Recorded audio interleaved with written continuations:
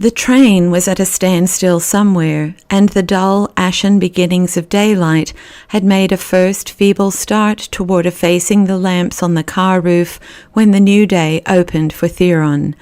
A man who had just come in stopped at the seat upon which he had been stretched through the night, and, tapping him brusquely on the knee, said, "I'm afraid I must trouble you, sir."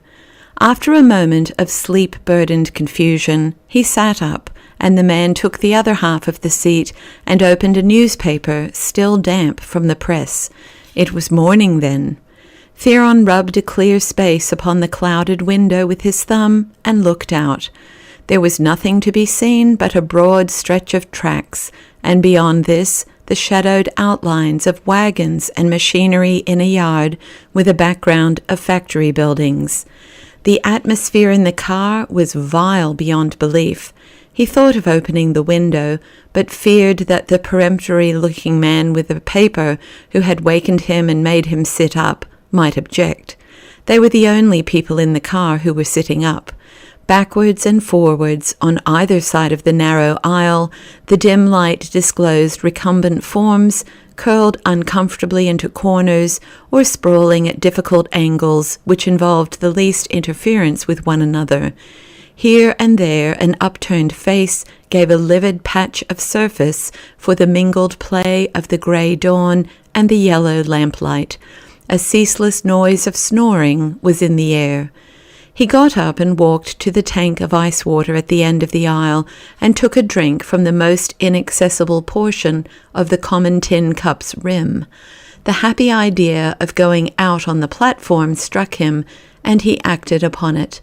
The morning air was deliciously cool and fresh by contrast, and he filled his lungs with it again and again. Standing here, he could discern beyond the buildings to the right the faint purplish outlines of great rounded hills. Some workmen, one of them bearing a torch, were crouching along under the side of the train, pounding upon the resonant wheels with small hammers. He recalled having heard the same sound in the watches of the night during a prolonged halt. Someone had then said it was Albany.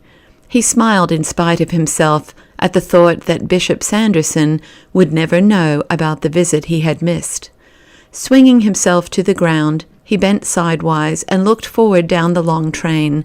There were 5, 6, perhaps more sleeping cars on in front. Which one of them, he wondered? And then there came the sharp, "All aboard!" from the other side, and he bundled up the steps again and entered the car as the train slowly resumed its progress. He was wide awake now, and quite at his ease. He took his seat and diverted himself by winking gravely at a little child facing him on the next seat but one. There were 4 other children in the family party, encamped about the tired and still sleeping mother, whose back was turned to Theron. He recalled now having noticed this poor woman last night in the first stage of his journey, how she fed her brood from one of the numerous baskets piled under their feet, and brought water in a tin dish of her own from the tank to use in washing their faces with a rag, and loosened their clothes to dispose them for the night's sleep. The face of the woman, her manner and slatternly aspect, and the general effect of her belongings bespoke squalid ignorance and poverty. Watching her, Theron had felt curiously interested in the performance. In one sense, it was scarcely more human than the spectacle of a cat licking her kittens, or a cow giving suck to her calf. Yet, in another, was there anything more human? The child, who had wakened before the rest, regarded him with placidity, declining to be amused by his winkings, but exhibiting no other emotion. She had been playing by herself with a couple of buttons tied on a string, and after giving a civil amount of attention to Theron's grimaces, she turned again to the superior attractions of this toy. Her self-possession, her capacity for self-entertainment, the care she took not to arouse the others, all impressed him very much. He felt in his pocket for a small coin, and, reaching forward, offered it to her. She took it calmly, bestowed a tranquil gaze upon him for a moment, and went back to the buttons. Her indifference produced an unpleasant sensation upon him somehow, and he rubbed the steaming window clear again and stared out of it. The wide river lay before him, flanked by a precipitous wall of cliffs, which he knew instantly must be the Palisades. There was an advertisement painted on them, which he tried in vain to read. He was surprised to find they interested him so slightly. He had heard all his life of the Hudson, and especially of it just at this point. The reality seemed to him almost commonplace. His failure to be thrilled depressed him for the moment. "I suppose those are the Palisades?" he asked his neighbor. The man glanced up from his paper, nodded, and made as if to resume his reading. But his eye had caught something in the prospect through the window which arrested his attention.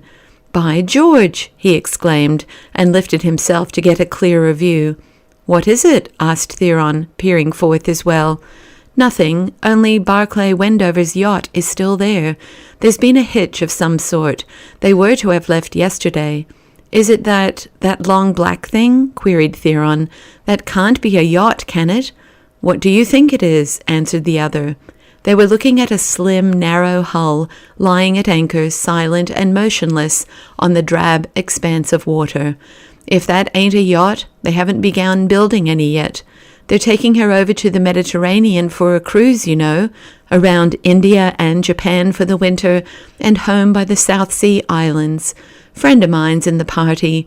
Wouldn't mind the trip myself." "But do you mean to say," asked Theron, that little shell of a thing can sail across the ocean? Why, how many people would she hold?" The man laughed. "Well," he said, "there's room for 2 sets of quadrilles in the chief's saloon, if the rest keep their legs well up on the sofas. But there's only 10 or a dozen in the party this time. More than that rather get in one another's way, especially with so many ladies on board." Theron asked no more questions, but bent his head to see the last of this wonderful craft. The sight of it, and what he had heard about it, suddenly gave point and focus to his thoughts.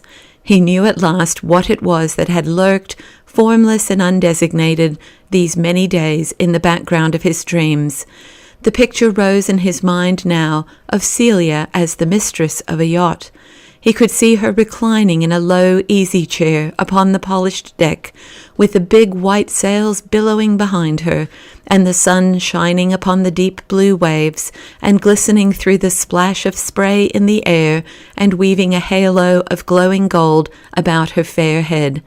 Ah, how the tender visions crowded now upon him! Eternal summer basked round this enchanted yacht of his fancy.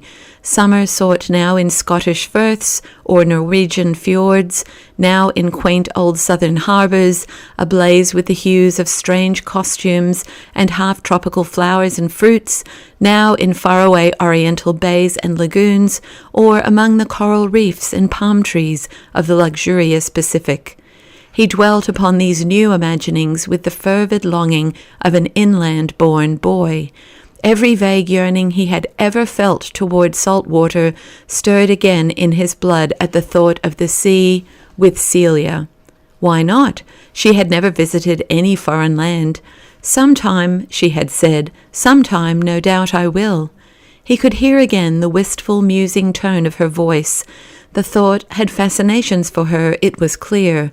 How irresistibly would it not appeal to her, presented with the added charm of a roving, vagrant independence on the high seas, free to speed in her snow-winged chariot wherever she willed over the deep, loitering in this place, or up helm and away to another, with no more care or weight of responsibility than the gulls tossing through the air in her wake. Theron felt, rather than phrased to himself, that there would not be 10 or a dozen in the party on that yacht. Without defining anything in his mind, he breathed in fancy the same bold ocean breeze which filled the sails and toyed with Celia's hair. He looked with her as she sat by the rail and saw the same waves racing past, the same vast dome of cloud and ether that were mirrored in her brown eyes, and there was no one else anywhere near them. Even the men in sailors' clothes, who would be pulling at ropes or climbing up tarred ladders, kept themselves considerately outside the picture. Only Celia sat there, and at her feet, gazing up again into her face as in the forest, the man whose whole being had been consecrated to her service, her worship, by the kiss. "You've passed it now. I was trying to point out the Jumel house to you, where Aaron Burr lived, you know." Theron roused himself from his daydream and nodded with a confused smile at his neighbor. "Thanks," he faltered. "I didn't hear you. The train makes such a noise, and I must have been dozing." He looked about him. The night aspect, as of a tramp's lodging house, had quite disappeared from the car. Everybody was sitting up, and the more impatient were beginning to collect their bundles and handbags from the racks and floor. An expressman came through, jangling a huge bunch of brass checks on leathern thongs over his arm, and held parley with passengers along the aisle. Outside, citified streets with stores and factories were alternating in the moving panorama with open fields, and even as he looked, these vacant spaces ceased altogether, and successive regular lines of pavement between two tall rows of houses all alike began to stretch out, wheel to the right, and swing off out of view, for all the world like the avenues of hop poles he remembered as a boy. There was a long tunnel, its darkness broken at stated intervals by brief bursts of daylight from overhead, and out of this, all at once, the train drew up its full length in some vast, vaguely lighted enclosure and stopped. "Yes, this is New York," said the man, folding up his paper and springing to his feet. The narrow aisle was filled with many others who had been prompter still, and Theron stood, bag in hand, waiting till this energetic throng should have pushed itself bodily past him forth from the car. Then he himself made his way out, drifting with a sense of helplessness in their resolute wake. There rose in his mind the sudden conviction that he would be too late. All the passengers in the forward sleepers would be gone before he could get there. Yet even this terror gave him no new power to get ahead of anybody else in the tightly packed mass. Once on the broad platform, the others started off briskly. They all seemed to know just where they wanted to go, and to feel that no instant of time was to be lost in getting there. Theron himself caught some of this urgent spirit, and hurled himself along in the throng with reckless haste, knocking his bag against people's legs, but never pausing for apology or comment until he found himself abreast of the locomotive at the head of the train. He drew aside from the main current here, and began searching the platform, far and near, for those he had travelled so far to find. The platform emptied itself. Theron lingered on in puzzled hesitation, and looked about him. In the whole immense station, with its acres of tracks and footways, and its incessantly shifting processions of people, there was visible nobody else who seemed also in doubt, or who appeared capable of sympathizing with indecision in any form. Another train came in, some way over to the right, and before it had fairly stopped, swarms of eager men began boiling out of each end of each car, literally precipitating themselves over one another, it seemed to Theron, in their excited dash down the steps. As they caught their footing below, they started racing pell-mell down the platform to its end. There he saw them looking more than ever in the distance like clustered bees, struggling vehemently in a dense mass up a staircase in the remote corner of the building. "What are those folks running for? Is there a fire?" he asked an amiable-faced young mulatto in the uniform of the sleeping car service, who passed him with some light handbags. "No, they's Harlem people, I guess, just catchin' the elevated. That's all, sir," he answered obligingly. At the moment, some passengers emerged slowly from one of the sleeping cars and walked in a leisurely way toward him. "Why, are there people still in these cars?" he asked eagerly. "Haven't they all gone?" "Some has, some ain't," the porter replied. "They most generally take their time about it. They ain't no hurry, so long's they got out forward drawn round to the drill yard." There was still hope then. Theron took up his bag and walked forward, intent upon finding some place from which he could watch unobserved the belated stragglers issuing from the sleeping cars. He started back, all at once confronted by a semicircle of violent men with whips and badges, who stunned his hearing by a sudden vociferous outburst of shouts and yells. They made furious gestures at him with their whips and fists to enforce the incoherent babble of their voices, and in these gestures, as in their faces and cries, there seemed a great deal of menace and very little invitation. There was a big policeman sauntering nearby, and Theron got the idea that it was his presence alone which protected him from open violence at the hands of these savage hackmen. He tightened his clutch on his valise, and turning his back on them and their uproar, tried to brave it out and stand where he was. But the policeman came lounging slowly toward him, with such authority in his swaying gait, and such urban omniscience written all over his broad sandy face, that he lost heart and beat an abrupt retreat off to the right, where there were a number of doorways, near which other people had ventured to put down baggage on the floor. Here, somewhat screened from observation, he stood for a long time, watching at odd moments the ceaselessly varying phases of the strange scene about him, but always keeping an eye on the train he had himself arrived in. It was slow and dispiriting work. A dozen times his heart failed him, and he said to himself mournfully that he had had his journey for nothing. Then some new figure would appear, alighting from the steps of a sleeper, and hope revived in his breast. At last, when over half an hour of expectancy had been marked off by the big clock overhead, his suspense came to an end. He saw Father Forbes's erect and substantial form standing on the car platform nearest of all, balancing himself with his white hands on the rail, waiting for something.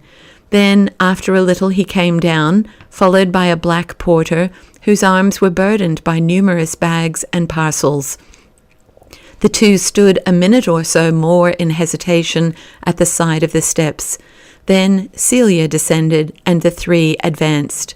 The importance of not being discovered was uppermost in Theron's mind, now that he saw them actually coming toward him. He had avoided this the previous evening in the Octavius depot with some skill, he flattered himself. It gave him a pleasurable sense of being a man of affairs, almost a detective, to be confronted by the necessity now of baffling observation once again. He was still rather without plans for keeping them in view once they left the station. He had supposed that he would be able to hear what hotel they directed their driver to take them to, and, failing that, he had fostered a notion, based upon a story he had read when a boy, of throwing himself into another carriage and bidding his driver to pursue them in hot haste, and on his life not fail to track them down.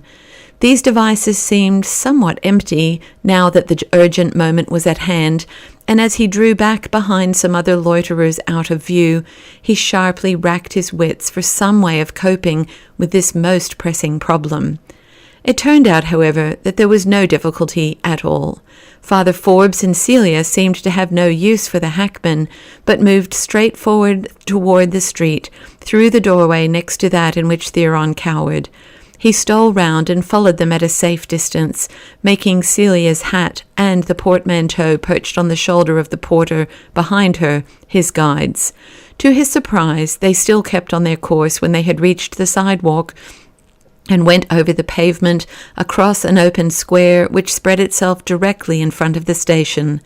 Hanging as far behind as he dared, he saw them pass to the other sidewalk diagonally opposite, proceed for a block or so along this, and then separate at a corner. Celia and the Negro lad went down a side street and entered the door of a vast, tall red brick building which occupied the whole block. The priest, turning on his heel, came back again and went boldly up the broad steps of the front entrance to this same structure, which Theron now discovered to be the Murray Hill Hotel. Fortune had indeed favoured him. He not only knew where they were, but he had been himself a witness to the furtive way in which they entered the house by different doors. Nothing in his own limited experience of hotels helped him to comprehend the notion of a separate entrance for ladies and their luggage. He did not feel quite sure in his own mind about the significance of what he had observed. but it was apparent to him that there was something underhand in it all. After lingering a while on the steps of the hotel and satisfying himself by peeps through the glass doors that the coast was clear, he ventured inside. The great corridor contained many people, coming, going, or standing about, but none of them paid any attention to him. At last he made up his mind and beckoned a colored boy to him from a group gathered in the shadows of the big central staircase. Explaining that he did not at that moment wish a room, but desired to leave his bag, the boy took him to a cloakroom and got him a check for the thing. With this in his pocket, he felt himself more at ease and turned to walk away. Then suddenly he wheeled, and bending his body over the counter of the cloakroom, astonished the attendant inside by the eagerness with which he scrutinized the piled rows of portmanteaus, trunks, overcoats, and bundles in the little enclosure. "What is it you want? Here's your bag, if you're looking for that," this man said to him. "No thanks, it's nothing," replied Theron, straightening himself again. He had had a narrow escape. Father Forbes and Celia, walking side by side, had come down the small passage in which he stood, and had passed him so closely that he had felt her dress brush against him. Fortunately, he had seen them in time, and by throwing himself half into the cloakroom, had rendered recognition impossible. He walked now in the direction they had taken, till he came to the polite colored man at an open door on the left, who was bowing people into the breakfast room. Standing in the doorway, he looked about him till his eye lighted upon his two friends, seated at a small table by a distant window, with a black waiter, card in hand, bending over in consultation with them. Returning to the corridor, he made bold now to march up to the desk and examine the register. The priest's name was not there. He found only the brief entry, Miss Madden Octavius, written not by her but by Father Forbes. On the line were two numbers in pencil with an "and" between them. An indirect question to one of the clerks helped him to an explanation of this. When there were two numbers, it meant that the guest in question had a parlor as well as a bedroom. Here he drew a long, satisfied breath and turned away. The first half of his quest stood completed, and that much more fully and easily than he had dared to hope. He could not but feel a certain new respect for himself as a man of resource and energy. He had demonstrated that people could not fool him with impunity.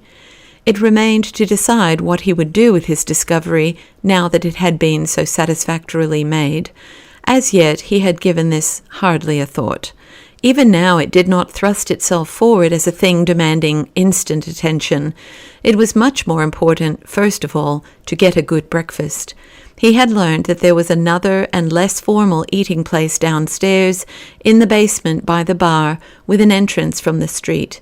He walked down by the inner stairway instead, feeling himself already at home in the big hotel.